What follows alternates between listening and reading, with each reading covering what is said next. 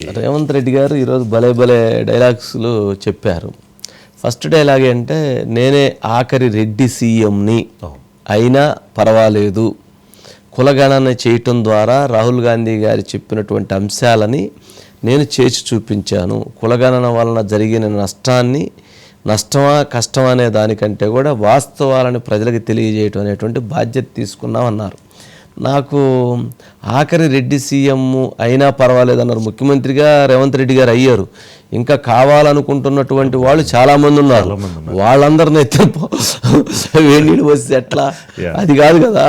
వాళ్ళు దీనివలన నష్టం జరగవచ్చు, కష్టం జరగవచ్చు, అదే సరే ఆయనకి అనే దాని నాకైనా దీనికైనా పర్లేదు అన్నట్టు మాట్లాడారు. బట్ అదొకటి కొంచెం ఇదొకటి. రెండోది, ఆయన ఏదైతే ఈ కులగణనకు సహకరించినటువంటి వాళ్ళందరి మీద వాళ్ళని నిరసన ప్రదర్శనలు తెలియజేయండి అని ఒకటి చెప్పారు. ఇంకొకటి కూడా ఏదో యాదృచ్ఛికంగా చెప్పారు, మీరు కొట్టండి, నన్ను కొడతానని చెప్పని అంటున్నావు, నన్నెందుకు కొట్టేది, నీ కొడుకునో నీ కూతురునో నువ్వు కొట్టు, కొట్టాల్సింది వాళ్ళని, తప్పులు చేసింది వాళ్ళు, నువ్వు ఓడిపోయావు, వాళ్ళ వల్ల నువ్వు ఓడిపోయావు, నువ్వు వచ్చి నన్ను కొట్టేది ఎందుకు, నీకేమో గట్టిగా కేజ్రీవాల్ ఓడిపోయారు. అట్లా ఆయన మొత్తానికి చమత్కారంగా కాస్త పొలిటికల్ కామెంట్స్ని బాగా చేస్తారు రేవంత్ రెడ్డి గారు, ముఖ్యమంత్రి గారు. ఒకసారి ఆ బైట్స్ ప్లే చేయండి. Bites please. జర్రంత మోసం జరిగింది. ఆ జర్రంత మోసానికి ఇవాళ ఓరోడిగా ఉనుక మీద రోకలోనే దుంకులాడుతుండు. ఎందుకు వారికి దాని కూడా ఏమేమో మాట్లాడుతుండు. సరే, నేను గంభీరంగా మౌనంగా చూస్తున్నా. నేను కొడితే వట్టి కొట్టు నాకు అలవాట్లేదు కదా. నేను వెళ్ళినా అంటే మళ్ళీ భూకంపం పుట్టాలిగా. చూద్దాం ఎక్కడి దాకా చేస్తారో, వీళ్ళ కథ ఏందో చూద్దాము. ఈ వేదిక మీద నుంచి చెప్తున్నా, నీ గట్టి కొట్టాలంటే నీ కొడుకును వంగబెట్టి కొట్టు. ఎందుకంటే ఆయన తిరుగుళ్ళు చూడు, అటు చేసే వ్యవహారాలు చూడు. నీ బిడ్డను రెండు చప్పరి. ఎందుకంటే లిక్కర్ దందాలో ఉండి ఈడ నిన్ను ఓడించిందే కదా, ఆడ కేజ్రీవాల్ కూడా మింగేసింది. నీ అల్లుడు భూదందాలు చప్పరి. నీ అల్లుని పట్టుకొని 4 గట్టిగా కొట్టు. వాళ్ళను కొడుకుని కొట్టు, అల్లుని కొట్టు, బిడ్డను కొట్టు, సడ్డకుని కొడుకుని కొట్టు. గట్టి కాదు, కట్టె తీసుకొని కొట్టు. వీళ్ళు చేసిన దుర్మార్గాలు తెలంగాణ సమాజం చూసింది కాబట్టే నిన్ను గట్టిగా వంగబెట్టి కొట్టింది తెలంగాణ సమాజం అని చెప్పిన చంద్రశేఖరరావుకు ఆయనకు చెప్తున్నా. మా బలహీన వర్గాల సోదరులకు, సంఘాలకు నేను విజ్ఞప్తి చేస్తున్నా. చంద్రశేఖరరావు ఇంటి ముందల, హరీష్ రావు ఇంటి ముందల, తారక రామారావు ఇంటి ముందల మేలుకొలుపు డప్పు కొట్టండి. మేలుకొలుపు డప్పు కొట్టండి. వాళ్ళు లెక్కలకు రాకుంటున్నంత కాలం ఈ లెక్క తప్పు అని చెప్తారు. వాళ్ళని లైన్ లో నించోబెట్టి లెక్కలకు తీసుకురండి, లెక్క కట్టండి. అప్పుడు లెక్క పూర్తిగా తేలుతుంది. ఇవాళ ఈ బలహీన వర్గాల ఈ జనాభా లెక్కలల్లో కేసీఆర్ కుటుంబం నమోదు చేయించుకోకపోతే సామాజిక బహిష్కరణ వాళ్ళకు శిక్ష.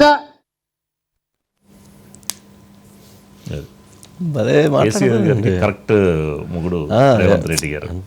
అంటే మాటలతో ఆయన ఏమన్నా భూకంపం సృష్టిస్తాను అని అంటే ఈయన ఏమన్నా ముంచోరా బాబు కట్టు పట్టుకొని అని ఈయన కామెంట్. మంచి సర్వేలో ఇలా పాల్గొలేదండి, దానివల్ల మేల్కొల్పు అని చెప్పని. ఐసీ గారు గుడ్ ఈవినింగ్ అండి. మొత్తానికి ఎవరెవరు కొడతారండి, ఎవరెవరు కొట్టే పనిలో ఉన్నారు మొత్తానికి. చూశారు కదా వంశీ గారు. ఎందుకంటే ఈ మధ్యకాలంలో చాలా సుదీర్ఘ విరామం తర్వాత మొన్ననే జనవరి 30 అనుకుంటా కేసీఆర్ గారు అక్కడ స్థానిక కార్యకర్తల సమావేశంలో గజ్వేల్ మాట్లాడుతూ, నేను కొడితే చాలా గట్టిగా కొడతా అని అన్నారు వంశీ గారు. కొడితే గట్టిగా కొడతా అని అనడమే కాదు, రేపు 19వ తారీఖు పార్టీ విస్తృత సమావేశం కూడా బీఆర్ఎస్ భవన్లో నిర్వహిస్తున్నారు. ఫస్ట్ సారి కేసీఆర్ గారు అంటే ఎన్నికల తర్వాత విస్తృత స్థాయి సమావేశంలో బీఆర్ఎస్ భవన్లో కేసీఆర్ గారు పాల్గొనున్నారు. మొత్తానికి ఆయనకి యాక్టివ్గానున్నారు వంశీ గారు. రాష్ట్రం అంతా తిరగడమా ఏదో సరే, ఆ యాక్టివ్ అయినా ఆ ఫలితాలు ఎలా ఉంటాయి అని అనేది అది నెక్స్ట్. ఆ సందర్భంగా దాన్ని గుర్తుపెట్టుకొని ఈరోజు రేవంత్ రెడ్డి గారు కొట్టాల్సింది నన్ను కాదు, కొట్టాల్సింది వాళ్ళని, కర్ర తీసుకొని గట్టిగా కొట్టండి.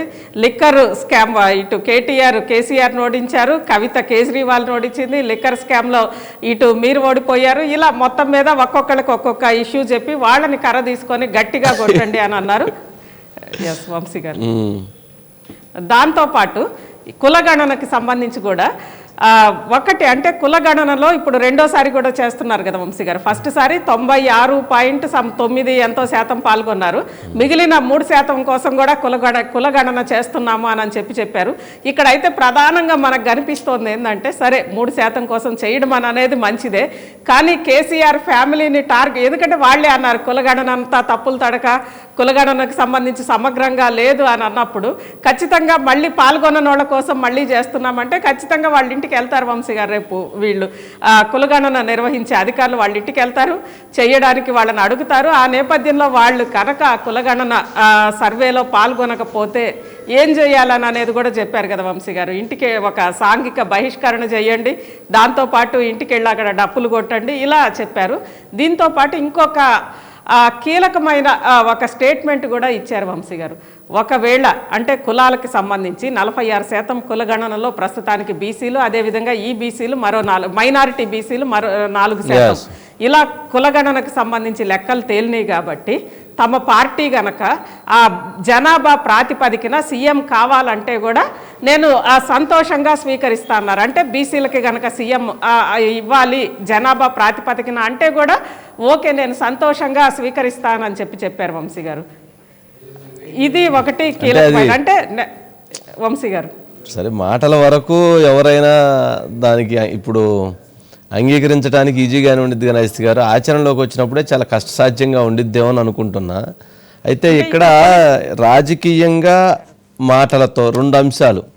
వాస్తవంగా రేవంత్ రెడ్డి గారు ముఖ్యమంత్రి గారు అయితే కేసీఆర్ గారిని రాజకీయంగానూ కొట్టారు, మాటలతోనూ కొట్టారు, నో డౌట్ అందుట్లో మొన్న ఎన్నికల సందర్భంగా. కాకపోతే అభివృద్ధి పరంగా అంటే రాజకీయంగా పరిపాలనా పరంగా అయితే బీఆర్ఎస్ని లేదా కేసీఆర్ గారిని రేవంత్ రెడ్డి గారు కొట్టలేకపోతున్నారు అనే విమర్శ అయితే బలంగా వినిపిస్తుంది. మాటలతో కొడతారు, నో డౌట్. కేసీఆర్ గారిని మాటలతో రేవంత్ రెడ్డి గారు కొట్టారు, రాజకీయంగానూ ఓడించి అధికారాన్ని తీసుకొని కొట్టారు. కానీ పరిపాలనా పరంగా వచ్చేటప్పటికే ఆ స్థాయిలో కొట్టలేకపోతున్నారు అనే విమర్శ అయితే ఉన్న. దీన్ని ఎలా చూడవచ్చు ఐసి గారు?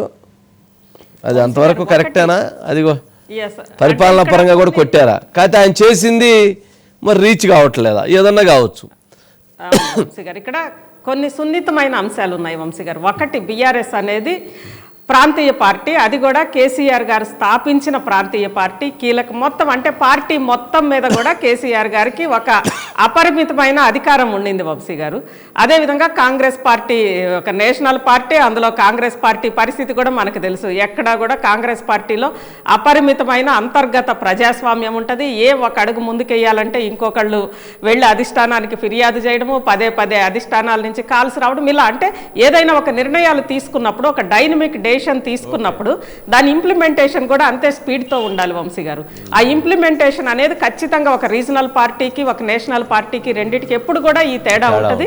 అందులో కాంగ్రెస్ లాంటి పార్టీకి ఖచ్చితంగా ఇది కొంత కష్టసాధ్యమైన పని. కానీ ఇక్కడ ఇంకొకటి ఉంటుంది వంశీ గారు, ఆ అపరిమితమైన అధికారాలే అటు బీఆర్ఎస్కి బలము బలహీనం. అంటే ఏ రీజనల్ పార్టీకైనా అపరిమితమైన అధికారమే బలము, అపరిమితమైన అధికారమే బలహీనత రెండు. ఎందుకంటే వాళ్ళు అడ్మినిస్ట్రేషన్ కానీ వీటన్నిటిలో కూడా వాళ్ళు పట్టు సాధించడం సులభం. అంటే కేసీఆర్ గారి దగ్గర ఉన్న టీం ఏమన్నా కేసీఆర్ గారిని తనని పెంచేందుకు అన్ని రకాలుగా ప్రయత్నం చేస్తే, రేవంత్ రెడ్డి గారి దగ్గర ఉన్నటువంటి టీం ఏమన్నా రేవంత్ రెడ్డి గారిని పడేయటం మీన్స్ అంటే అతనికి అప్రదిష్ట తెచ్చే విధమైనటువంటి చర్యలు ఎక్కువగా ఉన్నాయి అనేటువంటి విమర్శలు కూడా వినిపిస్తున్నాయి. ఎస్ వంశీ గారు, ఖచ్చితంగా వంశీ గారు. ఎందుకంటే ప్రతిపక్షాలకు అసలు అవకాశం కూడా ఇవ్వట్లేదు. అనేక అంశాల్లో వాళ్ళే చేసిన, అంటే రేవంత్ రెడ్డి తీసుకున్న నిర్ణయాలు కానీ, లేదా 6 గ్యారెంటీ వీటికి సంబంధించి పథకాల అమలు కానీ, వీటికి సంబంధించి రుణమాఫీనా లేదా అనేక పథకాలు కొంతవరకు అమలు చేస్తున్నారు. అసలు అమలు యంత్రాంగం అనేది దానికి సంబంధించి ఆ పట్టు ఇంకా రావట్లేదు వంశీ గారు. రావట్లేదు అంటే అవి చెప్పుకోలేకపోతున్నారు.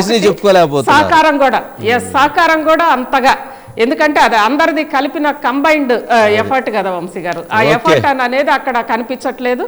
దానికి తోడు కొంత ఏమంటారు పూర్తిగా ఎప్పటికప్పుడు ఒక అసమ్మితో లేదంటే ఇప్పుడు చూసాం కదా వంశీ గారు మొన్ననే ఒక ఎమ్మెల్యేలు పోయి సమావేశం పెట్టుకోవడం. అయితే ఇక్కడ రేవంత్ రెడ్డి గారి బీసీకి సంబంధించి ఒకవేళ అధిష్టానం గనక ఆదేశిస్తే అని అన్నక్కడ ఇక్కడ ఒక మంచి స్ట్రాటజీ కూడా ఉంది వంశీ గారు. అంటే ఆయన కావాలని అన్నారా లేదంటే అనుకోకుండా సరే నిజంగానే అన్నారా లేదా రాజకీయంగా అన్నారా అని అనేది ముఖ్యంగా ఈరోజు రేవంత్ రెడ్డి గారి చుట్టూ ముఖ్యమంత్రులు అవ్వాలనుకుంటున్న వాళ్ళు అయితే రేవంత్ రెడ్డి గారి సామాజిక వర్గానికి సంబంధించి లేదంటే దళిత సామాజిక వర్గానికి సంబంధించి ఇప్పుడు కొత్తగా ఈ మాట అన్నారు కాబట్టి కొత్త వాళ్ళు కూడా వస్తే ఇక వాళ్ళు పోటీ పడుతుంటారు కదా వంశీ గారు, కొంతవరకు రేవంత్ రెడ్డి గారు సేఫ్ అవుతారు కదా. లేదు కరెక్టే అంటే ఇద్దరున్నారు బరిలో, ఇంకొక నలుగురిని తెచ్చేసారు. అవును, వాళ్ళు వీళ్ళు ఫైట్ చేసుకుంటుంటే వాళ్ళు కదా ఇంకొకరు కూడా ఉన్నారని వాళ్ళు కూడా తెచ్చేసారు. కాబట్టి మొత్తం ఇప్పుడు ట్రయాంగిల్ ఫైట్లో ఈయన హ్యాపీగా పర్ఫెక్ట్గా కూర్చోవచ్చు.